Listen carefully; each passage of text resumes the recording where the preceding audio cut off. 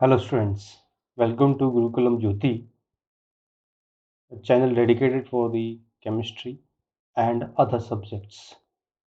Now, in this lecture of quantum or wave mechanics, which is also known as the classical wave equation or Schrodinger wave equation, it is must to understand the every aspect क्योंकि chemical जिसको हम chemistry में quantum theory पढ़ते हैं उसका concept थोड़ा सा अलग है। बेसिक चीज़ें एक हैं, but being as a chemistry person, we have to use less mathematics than that in the physics.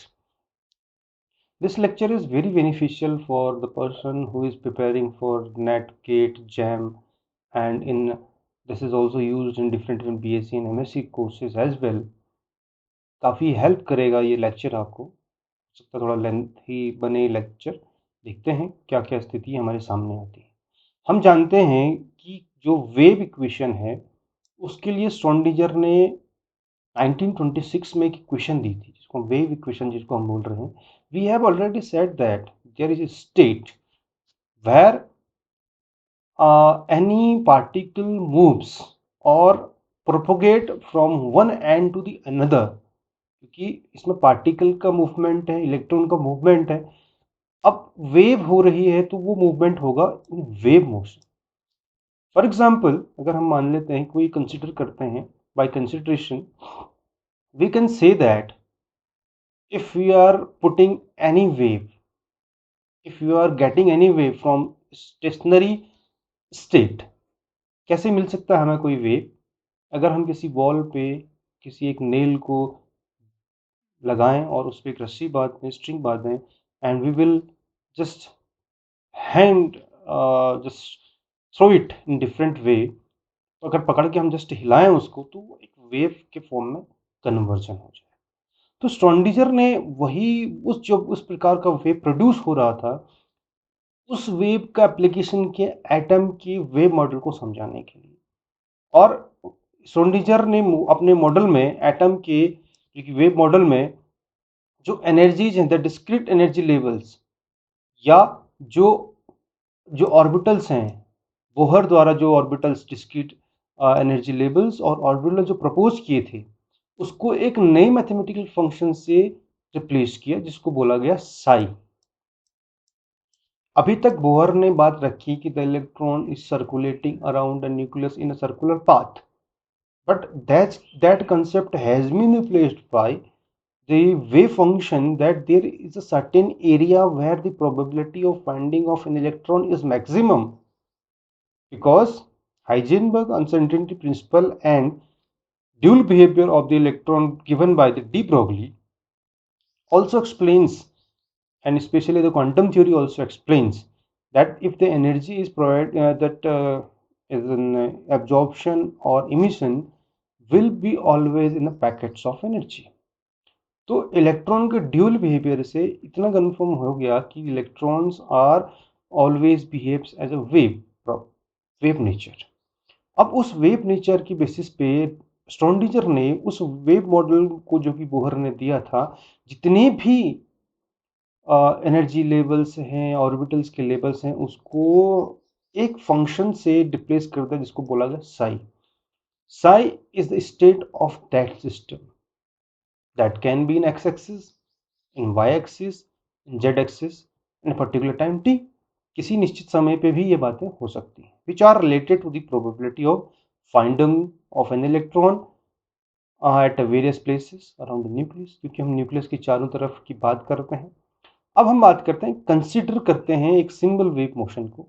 Simple wave motion को हमने अभी थोड़ी देर बात रखी कि एक ऐसी वेव जिसका मोशन हो रहा है, जिसमें हमने कहा कि as that of the vibration of the string, हमने किसी दीवार पे एक स्ट्रिंग को स्ट्रेच किया तो वो वेव में कन्वर्ज हो गया। हमने उसको दीवार में कील ठोकने के बाद अगर स्ट्रिंग को हिलाया तो वो वेव बनती है। उसको कैसे, ये देख पाएंगे। इस तरीके से हम ये देख सकते हैं कि जब हमने किसी वॉल पे अगर स्ट्रिंग बांधी है तो वो हिलेगी तो इस फॉर्म में हिलेगी, यानी एक वेव बनेगा। ये एक वेव क्या, simple wave motion. If we will compare this animated wave into the stationary wave, so we can say if there is a x direction, x axis direction में ये वेव प्रोपोगेट कर रही है और इसका कुछ एम्पलीट्यूड है, amplitude means the distance between that area, इस पर्टिकुलर जो सेंटर स्टेज है वहां से जो डिस्टेंस है उसका एम्पलीट्यूड है, तो उसी एम्पलीट्यूड को समटाइम्स हम साई बोलते हैं, लेकिन यहाँ पे हमने फॉर एग्जांपल वाई मान लिया वो एम्पलीट्यूड और एक्स डायरेक्शन में प्रोपोगेट कर रही है।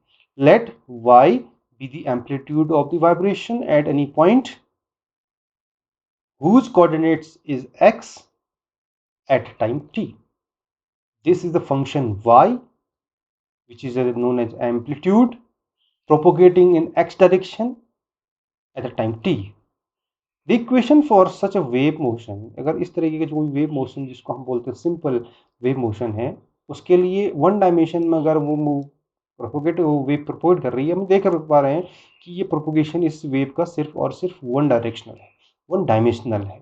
तो उसके लिए जो वेव इक्वेशन है वो हमारे पास है simple wave equation del square Y upon del x square means the amplitude with respect to the x where the direction coordinates is x and u is the velocity कि किस velocity से वो move कर रही है and with a particular time t means the amplitude of the wave can be the function of x as well as the function of t, but there is a velocity and velocity can be represented like this: del square y upon del x square equal to 1 upon u square del square y upon del t square। y हमने कहा कि wave displacement है एक dimension में, u जो उसके एक velocity है, वेव की वेलोसिटी। तो अगर हम इस तरीके से इस पूरे सिस्टम को समझें तो इसके लिए वन डायमेंशनल इक्वेशन हमारे पास इस प्रकार से बनेगी, means the y is a function of x because we are partially differentiating this function with respect to x, double differentiating the function y with respect to x and double differentiating that function with respect to t, time. This can be used for matter waves in a free space. In order to solve this equation, this differential equation, we need to separate the two variables. We have two variables, y depending upon the x and y depends upon the t. So we have two different functions, variables. तो y को हमने कहा वो x में भी depend कर रहा है, that can be a function of x, that can be a function of t. तो हमने इसको इस तरीके से एक्सप्रेस किया। अब हम क्या करेंगे, इस इक्वेशन से हम डी स्क्वायर साई और डेल एक्स स्क्वायर की वैल्यू फाइंड आउट करेंगे, del square Y upon del t square की वैल्यू फाइंड आउट करेंगे, क्योंकि हमने इसको सेपरेटली डिफाइन कर लिया है। जैसे ही हम इसको सेपरेटली एवेल्यूएट करेंगे तो हम इसके बाद इसकी वैल्यू यहीं पुट करके इक्वेशन निकाल लेंगे। Let's see, f is a function of coordinate x and g is a function of the time t only। हमने कहा कि t के रेस्पेक्टिव फंक्शन है और ये x का एक फंक्शन है, और क्योंकि वो दोनों डिपेंड करता है y पे तो हम लिख सकते हैं y equals to f x and g t. Now for the stationary wave, इस प्रकार किसी कोई स्ट्रेच रिंग हो तो उसके लिए जो जी टी है, जब function with respect to t which depends on t is equal to a sin 2 pi nu t, क्योंकि वेव्स जो है वो मूव कर रही है एक सर्टेन टाइम पर, एक सर्टेन इंटरवल बना रही है और उसको हम साइन वेव कहते हैं, और न्यू उसको उसकी फ्रीक्वेंसी के बारे में बता रहा है। Nu is a vibrational frequency, a is a constant which is known as the maximum amplitude and nu जो मेन है वो समझते हैं हम। तो एक साइकिल कंप्लीट करने पर एक साइन वेव बन रही है, तो समय के साथ टी की रेस्पेक्ट में या टी के साथ टाइम के रेस्पेक्ट में वो फंक्शन इस प्रकार से हमें मिलेगा, a sin 2 pi nu T. And stationery waves की हम बात कर रहे हैं तो जो फंक्शन है y को कैसे लिख सकते हैं हम, y में हमने y की जो इक्वेशन थी, जो पहले इक्वेशन थी, which is a function of which is equal to the function of x and function of t। तो फंक्शन ऑफ t की जगह हमने रख लिया a sin 2 pi nu t, की वैल्यू रख ली। अब हमने क्या किया, इसलिए हमने इसको डिफ्रेंशिएट किया, डबल डिफ्रेंशिएट किया। We differentiated this equation with respect to time t, हमने इसको टाइम t के रेस्पेक्ट में डिफ्रेंशिएट किया। तो डिफ्रेंशिएशन के बाद क्योंकि जो फंक्शन एफ एक्स है इसमें कोई फर्क नहीं पड़ेगा, और फंक्शन फर्क पड़ेगा एफ एक्स में भी नहीं, ए में भी नहीं, तो फंक्शन पड़ेगा, फर्क पड़ेगा साइन के बीच में। साइन का एक बार डिफ्रेंशिएट करने पर इसको कॉस में कन्वर्ट होगा, कॉस के कन्वर्सन फिर साइन में। इस तरीके से हमें वैल्यू मिलेगी माइनस एफ एक्स, इसमें कोई फर्क नहीं पड़ेगा क्योंकि दोनों कांस्टेंट क्वांटिटीज हैं, F X 4 pi square nu square A sine 2 pi nu T, और कैलकुलेट करेंगे तो हमें मिलेगा -4 pi square nu square F X G T. F x ये है और जी टी ये वाली वैल्यू है, A sine 2 pi nu T. यानी हमने इस इक्वेशन को टी के रिस्पेक्ट में डबल डिफ्रेंशिएट किया, डबल डिफ्रेंशिएट करने पर हमारे पास ये वैल्यू मिली। अब हम इसी इक्वेशन से क्या करते हैं, x इस इक्वेशन के पैरेलली हम y को, जो y की वैल्यू है y को function of x and function of t, x के रेस्पेक्ट डबल डिफ्रेंशिएट करेंगे तो हमारे पास वैल्यू मिलेगी del square F x del x square the function of t। अब हमारे पास वैल्यू मिल गई del square psi upon del x square, हमारे पास वैल्यू मिल गई del square Y upon del t square. अब हम इस वैल्यूज को पिक करके जो पहली इक्वेशन थी उसमें पुट कर देते हैं, तो क्या मिलेगा हमें, कंबाइनिंग जितने भी इक्वेशन हमारे पास थी, तो हमें मिलेगा del square F x del x square G T, ये है del square Y upon del x square की value, equal to 1 upon U square, इसको अलग से रख दिया। इसके बाद जी टी की वैल्यू क्या है हमारे पास, यानी del square Y upon del T, इसकी वैल्यू मिली -4 pi square nu square F X into G T.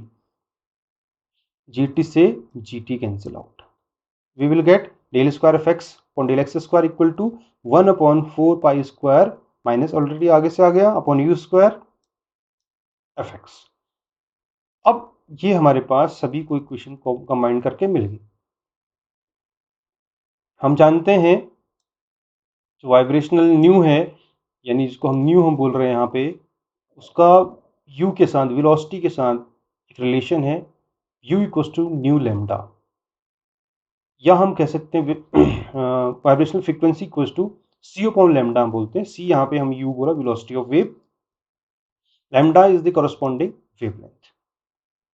हमने पुट किया u की वैल्यू को, तो हमारे पास पुरानी इक्वेशन थी उसमें u की वैल्यू पुट करने पर वैल्यू मिल गई del square F x upon del x square equal to -4 pi square upon lambda square F x. ये जो फंक्शन है, ये फंक्शन सिर्फ वन डायमेंशनल के लिए, it is only for one dimension, we may can extend it for the 3 dimensional x y z coordinate के लिए हम इसको निकाल सकते हैं। लेकिन हम अब क्या करेंगे, एफ एक्स को रिप्लेस कर देंगे, क्योंकि हमने कहा कि it is a function of x. Now we will say that this is a wave function psi x y z, x y मतलब for the 3 dimensions, लेकिन for our sake of comfort हम इसको सिर्फ psi ही लिखेंगे। जब psi x y z को हम simply psi लिखेंगे, यहाँ पे मैथमेटिकल कैलकुलेशन करने पे इसकी वैल्यू लिखना आसान हो जाएगा। अब हमने देखा कि डेल स्क्वायर एफ एक्स की जगह हमने psi रख लिया, del square psi upon del x square for x axis plus del square psi upon del y square for y axis, del square psi upon del z square for z axis equal to 4 pi square lambda square F x की value की जगह हमने साई, ये साई जो है 3 dimension के लिए wave function है, यानी एम्पलीट्यूड फंक्शन जिसको हम कह सकते हैं। तो 3 डायमेंशन के लिए यही इक्वेशन इस तरीके से बदल गई, और ये किसके लिए है, सिर्फ और सिर्फ 1 डायमेंशन के लिए। तो 1 डायमेंशन के लिए कुछ अलग है और 3 डायमेंशंस के लिए अलग है, एक्स वाई जेड के लिए। एक्स एक्सिस के लिए ये मिली इक्वेशन, ये मिली एक्स एक्सिस वाई एक्सिस और जेड एक्सिस के combined form. Now if we will put the value of lambda here which is given by the de Broglie relationship, lambda equals to h upon m u, potential जिसको हम कहते हैं, lambda square. अब यहाँ पे हमने value put कर दी 4 पाई स्क्वायर, लैम्डा स्क्वायर की वैल्यू हमने h square upon m u ऊपर चला गया तो m square u square psi, ये वैल्यू हमें मिली, जहाँ पे एम जो है वो मास है, यू की वेलोसिटी है पार्टिकल का, मास है पार्टिकल का, वेलोसिटी है पार्टिकल का, यानी अब इसमें पार्टिकल का मास और वेलोसिटी दोनों इन्वॉल्व हो। इस इक्वेशन से थोड़ा सा और चेंज किया जाए तो हम देखते हैं पोटेंशियल एनर्जी का जो रिलेशन है, क्योंकि पोटेंशियल एनर्जी और काइनेटिक एनर्जी जब देखी जाए, हम जानते हैं किसी भी सिस्टम की जो टोटल एनर्जी वो होगी वो क्या होगी, total energy is equal to potential energy plus kinetic energy. So kinetic energy will equal to total energy minus potential energy, and kinetic energy हम जानते हैं हाफ mu स्क्वायर है यहाँ पे। तो हमारे पास mu की वैल्यू निकालनी है हमें, तो हम mu की वैल्यू निकाल लेंगे। तो mu स्क्वायर हमें इक्वल टू मिला 2 इंटू ई माइनस वी, क्योंकि energy is equal to potential energy and kinetic energy की summation, kinetic energy plus potential energy. तो total energy is equal to kinetic energy plus potential energy. If we will say the kinetic energy then it is E minus V. ये equation हम, और kinetic energy हम जानते हैं half M you square के बराबर। इस प्रकार के जितने रिजल्ट्स हम कंबाइन किया, तो कंबाइन करने के बाद हमें मिला del square psi upon del x square plus del square psi upon del y square plus del square psi upon del z square plus 8 pi square m upon h square, and we will get the value here e minus v psi equal to 0, and this is the Schrodinger wave equation, and that was proposed by Erwin Schrodinger in 1926, and nowadays this is very most celebrated equation in wave mechanics. Erwin Schrodinger and P.M. Dirac shared a Nobel Prize, which Nobel Prize in 1933 for the discovery of new productive form of atomic theory. तो इस पूरे concept के लिए Schrodinger और Dirac को Nobel prize दिया गया 1933 में। ये इनकी सक्सेस है। और इस इक्वेशन को हम दूसरे फॉर्म पे भी लिख सकते हैं, del square psi plus 8 pi square m upon h square e minus v psi that is equal to 0। और जहाँ पे डेल स्क्वायर को हम लैप्लेशियन ऑपरेटर भी कहते हैं, और लैप्लेशियन ऑपरेटर की हम बात करेंगे तो वो इस तरीके से लिखा जा सकता है, del square equal to partial square upon del x square, इस तरीके से हम इसको लिख सकते हैं। Then this is the 3 dimension wave equation derived by Schrodinger, तो जिसमें साई जो है एम्पलीट्यूड ऑफ द वेव है, या उसको बोलते हैं स्टेट ऑफ दैट सिस्टम या wave function. Now there are few other operators which are related with the Schrodinger wave equation. How the particle with the symbol given by the operator, that is h cap, is Hamiltonian operator. और Hamiltonian operator क्या होता है, ये भी एक energy operator है, जिसमें ये पर्टिकुलर एरिया जो है, ये पर्टिकुलर वैल्यू वो काइनेटिक एनर्जी ऑपरेटर की फॉर्म में डिफाइन की जाती है, और ये जो हमारे पास वैल्यू है ये पोटेंशियल एनर्जी ऑपरेटर की फॉर्म पे दिखाई जाती है। Means Hamiltonian operator also the combination is also the combination of kinetic energy operator and potential energy operator। ये हैमिल्टोनियन ऑपरेटर की अपनी एक विशेषता है, जहां पर H क्रॉस जो है वो डिराक H बोला जाता है, जिसको वो है H अपॉन 2 पाई। तो सिंबल उसका है H कैप, और H कैप से हम जो भी वैल्यू देखेंगे वो हैमिल्टोनियन ऑपरेटर होगी, और हैमिल्टोनियन ऑपरेटर हमेशा minus h Dirac square upon 2m del square plus v के इक्वल होता है। और हमने एक बार अलग तरीके से भी देखें, ये हम इसको इस तरीके से देखते हैं, t cap plus v cap kinetic energy operator plus potential energy operator, that are both equations are given like this. There is an alternate of time dependent Schrodinger equation, because we have introduced a new operator, that is Hamiltonian operator. On the basis of the Hamiltonian operator, the equation given by Schrodinger can also be written like this, h cap psi equals to e psi। अब यहाँ पे e क्या है, e is a value basically, और क्या value उसको देख लेते हैं। The time dependent Schrodinger equation is an eigen value equation.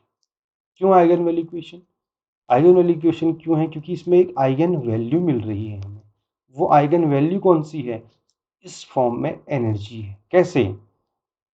Operator, if any function is operated by any operator, like in this case we have h cap is an operator, Hamiltonian operator is operating a function psi and we are getting the same function after the operation.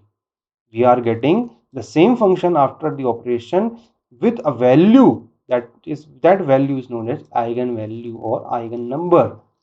And in this particular case of Schrodinger wave equation, when we are operating the wave function with Hamiltonian operator, we are getting the value E, and this E is eigenvalue, and E is the number. Basically, the total energy is the number, and we can compare it with the another equation, matrix into vector, and we will getting the number into vector. Schrodinger equation जो है एक linear homogeneous partial differential equation. तो ये Hamiltonian operator के बारे में हम समझ चुके। अब हम बात करते हैं इस वेव फंक्शन के इंटरप्रिटेशन की। साई जो है एक वेव फंक्शन है। अब ये जो साई है वो वेव फंक्शन क्यों है ये हम जानते ही हैं, लेकिन एक कॉम्प्लेक्स क्वांटिटी है, और एक कॉम्प्लेक्स क्वांटिटी अगर होगी तो वो हमेशा एक आई से रहेगी। इसको हम इमेजनरी वैल्यू हम कहते हैं। Complex quantity is equal sometimes written A plus I B. A B is real, I is imaginary. तो it correspond to real physical measurement on the system. हम जानते हैं number of photons per unit volume is proportional to the electromagnetic energy per unit volume, hence the square of the electromagnetic field. तो psi has no physical significance, but psi square has physical significance. क्यों? क्योंकि born ने जो scientist थे उन्होंने इसका interpretation किया। उन्होंने कहा कि psi do not have any physical significance because it is not real quantity, it is an imaginary quantity. तो किसी भी इमेजनरी क्वांटिटी का कोई भी क्या होगा, कोई भी फिक्स सिग्निफिकेंस नहीं होगा।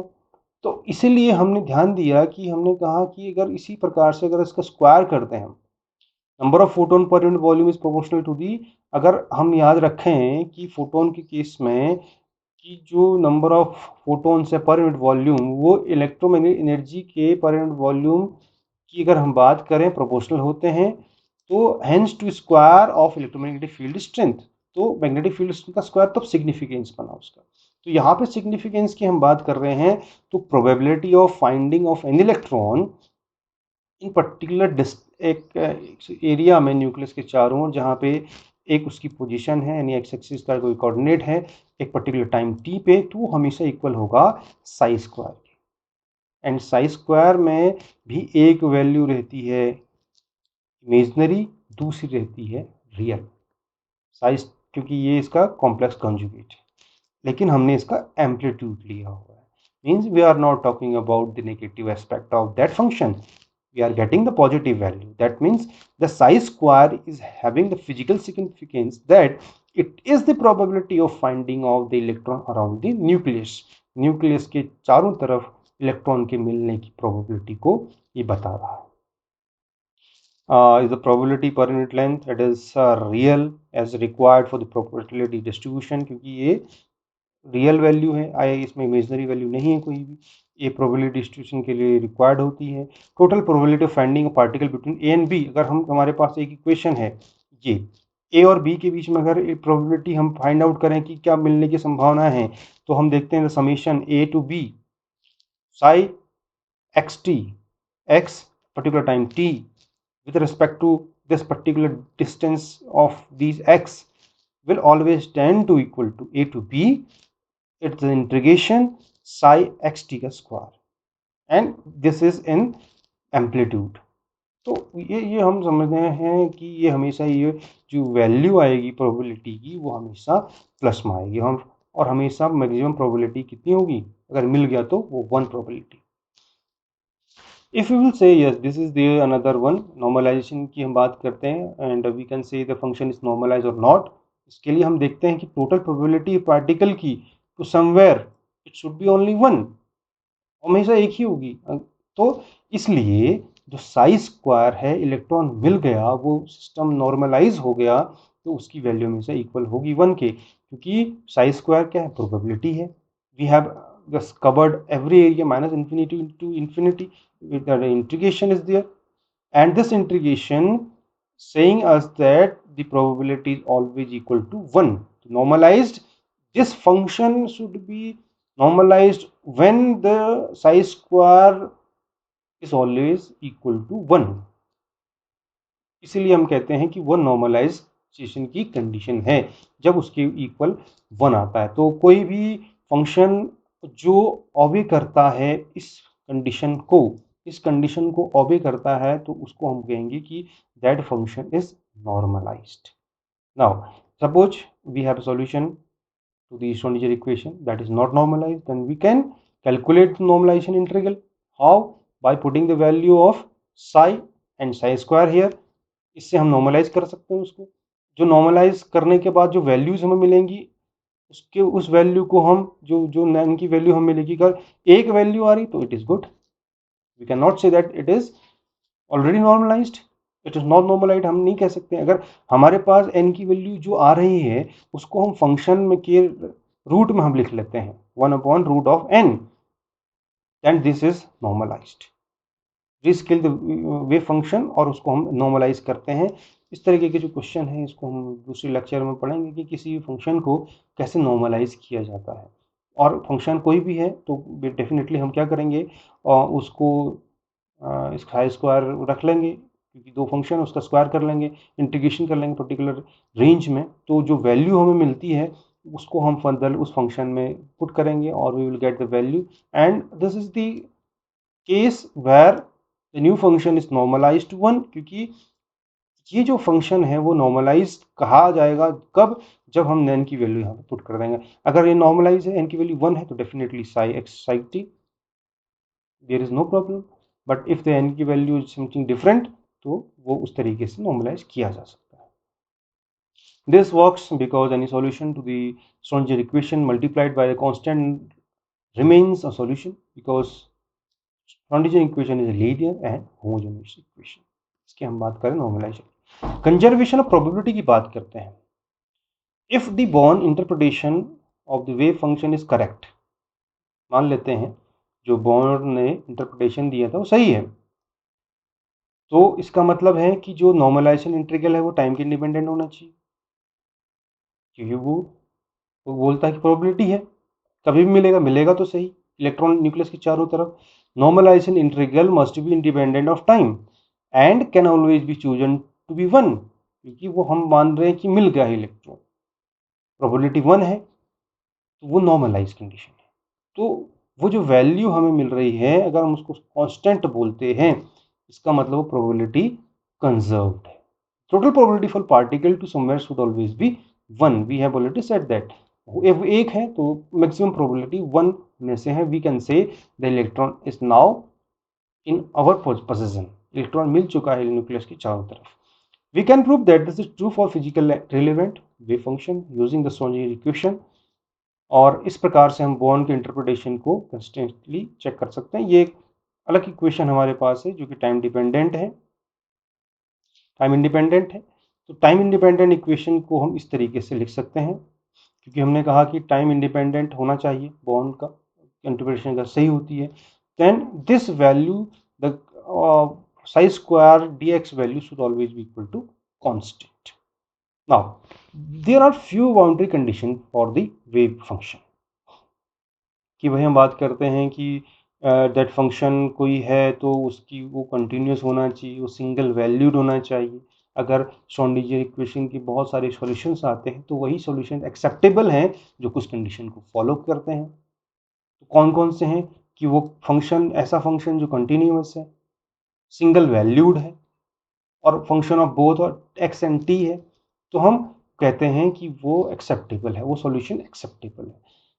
If that function is having continuous first derivative, तो जहाँ पे पोटेंशियल इनफाइनाइट है उस पॉइंट को छोड़कर अगर हम बात करते हैं कि it is having a continuous first derivative. तीसरी इसके लिए बाउंड्री कंडीशन है, it should have finite normalisation integral, we can have definite normalise probability. तो इस केस में अगर हम एग्जांपल देखें तो नॉट सिंगल वैल्यूड को हम इस तरीके से एक्सप्लेन करेंगे वेव फॉर्म में, ग्राफिकल फॉर्म में। डिसकंटिन्यूस जो है वो कंटिन्यूस नहीं है, डिफरेंट उसके पोजीशंस हैं, यहाँ पे रुका, यहाँ पे रुका, कंटिन्यूस नहीं है, इसके स्टॉपेज हैं, it is known as discontinuous. एक वैल्यू नहीं है, इसकी दो वैल्यूज आ रही हैं, it is not single valued. इसका मतलब इसका अपोजिट जो होगा वो क्या होगा, वह सिंगल वैल्यूड होगा। इसके बाद है ग्रेडियंट डिसकंटिन्यूअस। ग्रेडियंट बन रहा है यहाँ पे एक, उस ग्रेडियंट का ग्रेडियंट तो है लेकिन वो डिसकंटिन्यूअस है। कंटिन्यूअस किसे कहेंगे, कंटिन्यूअस होगा सिंपल वे में, लेकिन ये तो सिंगल वैल्यूड नहीं है कि डबल वैल्यूड है, मोर देन वन इसमें हमें ग्राफिकल प्रेजेंटेशन मिल रहा है। Now we have some other aspects as well. हम कह रहे हैं कि कोई भी किसी केस में सॉल्यूशन की अगर बात करें श्रोडिंगर इक्वेशन की, तो in order for psi to be solution, तो द फिजिकल ऑब्जर्वेशन सिस्टम को कुछ चीज़ें सेटिस्फाइड करनी होंगी। हमने कहा कि पहली बात, it should be continuous. Continuous कैसा होगा, सिंगल वैल्यूड का मतलब एक ही वैल्यू होगी इसकी किसी भी तरीके से। नॉर्मलाइज होना चाहिए, नॉर्मलाइज कंडीशन में होना चाहिए, प्रोबेबिलिटी होनी चाहिए उसकी। उस केस में व्हेन वन एक्स अगर टेंड करता है इन्फिनिटी की, तो साई टेंड करना चाहिए जीरो की तरफ। Sai must be continuous function of x, continuous function होना चाहिए एक्स का Sai. And the slope of the psi must be continuous, especially d psi x upon dx must be continuous except at the point when potential is infinite। जहां पे potential infinite है वहां को छोड़कर बाकी सब कंडीशन पे, सब पॉइंट पे, that the slope of psi must be continuous. Slope है वो कॉन्टिन्यूस, उसमें कोई डिफरेंस नहीं आना चाहिए। स्लोप जो बना है वो एक सिस्टमेटिक वे में कॉन्टिन्यूस होना चाहिए। Means only and only those solutions will be acceptable for the wave function when it is single valued, continuous, normalized, and sometimes it is orthogonal। तो ये conditions हमारी पास श्रोडिंगर इक्वेशन की थोड़ा accept जो solution आती है उसको एक्सेप्ट करने के लिए है।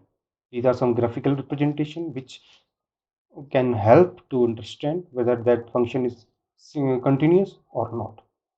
ऑल आर मैथमेटिकल इम्प्लीकेशंस है, बिकॉज ये सब कुछ समझना मैथमेटिक्स से थोड़ा सा और इजी हो जाता है कि नॉर्मलाइजेशन किसे कहते हैं। लेकिन नॉर्मलाइजेशन और प्रोबेबिलिटी का कंसेप्ट सही है कि भाई एक अगर मिल गई probability, that means the probability अगर एक के बराबर दैट सिस्टम इज नॉर्मलाइज्ड। तो ये कुछ कंसेप्ट हैं श्रोडिंगर इक्वेशन की।